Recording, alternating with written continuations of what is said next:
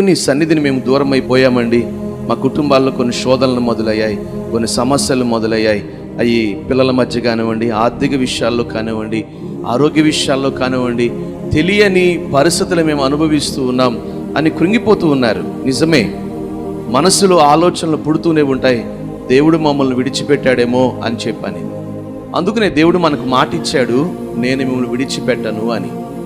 ఈరోజు ఇక్కడ అడుగుపెట్టిన వారందరికీ ప్రభు మరొకసారి చెబుతున్న మాటలుకుంటే, ఆయన మనల్ని ఎన్నటికీ విడిచిపెట్టాడు. ఒకవేళ విడిచిపెట్టేవాడైతే అసలుగా ఆయన మనల్ని ఆయనలోనికి పిలుచుకునేవాడు కాడు. ఆయన విడిచిపెట్టాలనుకుంటే అసలు మనల్ని కోరుకునేవాడు కాడు. ఆయన మనల్ని కోరుకున్నాడు అంటే అంతము వరకు ఆయన మనల్ని విడిచిపెట్టాడు.